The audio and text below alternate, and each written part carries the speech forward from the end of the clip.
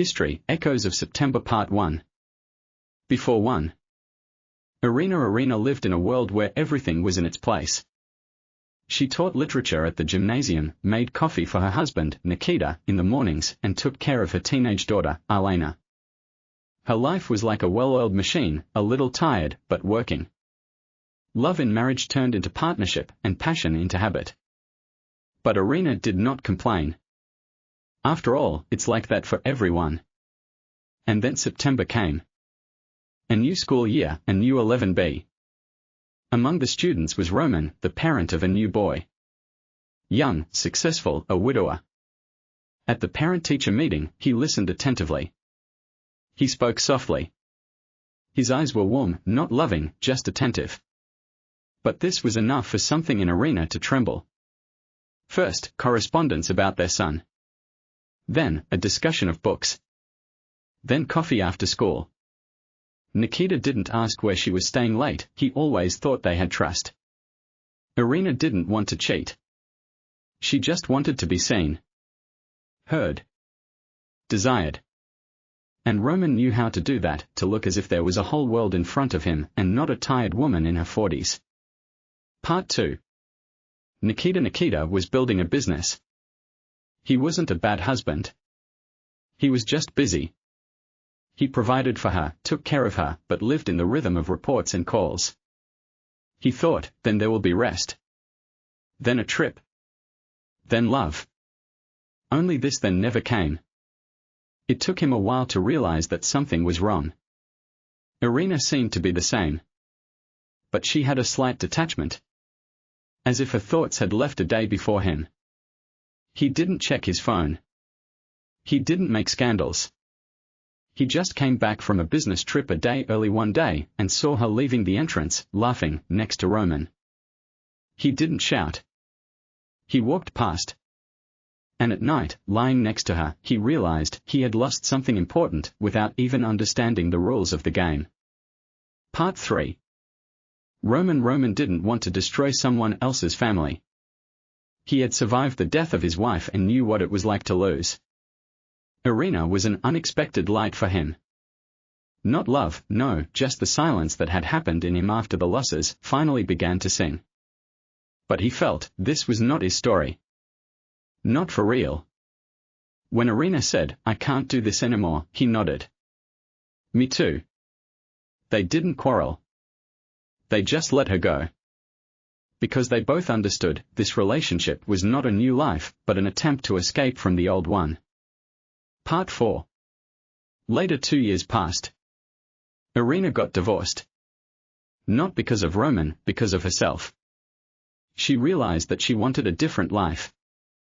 She began writing articles, started a blog about literature, took therapy courses. She began to listen to her daughter more, to talk not about business, but about feelings. Nikita got married a year after the divorce. The girl was younger, but with him she was different. He learned to say things he couldn't say before, I miss you, I hear you. Roman went to St. Petersburg. He worked as an editor. He wrote stories. Sometimes he looked at the photos of Irina that he once took on his phone. And he smiled. Without regret. Just with gratitude for the moment in which he wanted to live again. Part 5. 5 years later 1. Irina was 43. She moved to a small but bright house outside the city. Teaching was a thing of the past, now she wrote articles, essays, stories. Some were about pain, some were about forgiveness. One of her stories, dedicated to a woman who once left not for someone else, but for herself, unexpectedly spread across the internet. She began to be invited to podcasts, interviews. Alena, her daughter, was already studying at the university. Sometimes she came for the weekend, bringing laughter, the smell of perfume and conversations about growing up into the house. She and Irina became closer than ever.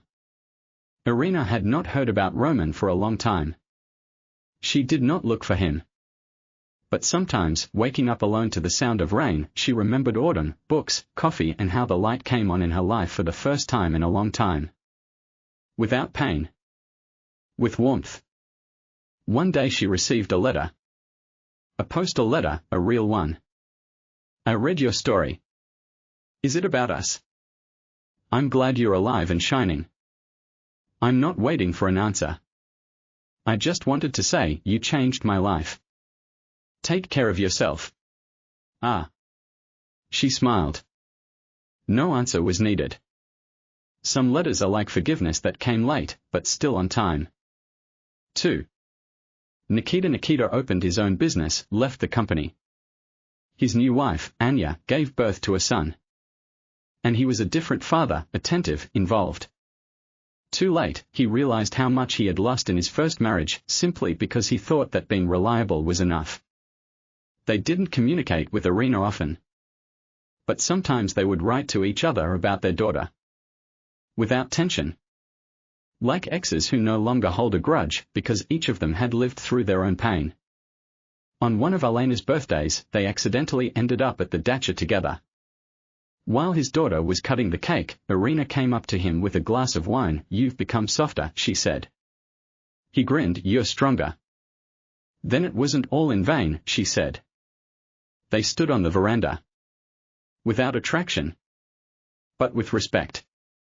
And that was enough. 3. Roman lived in St. Petersburg. His stories began to be published.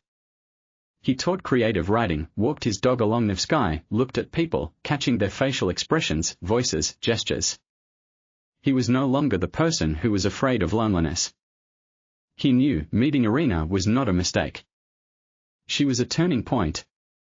After her, he stopped living other people's lives, he began to build his own. He once saw her on TV, an interview dedicated to her new book.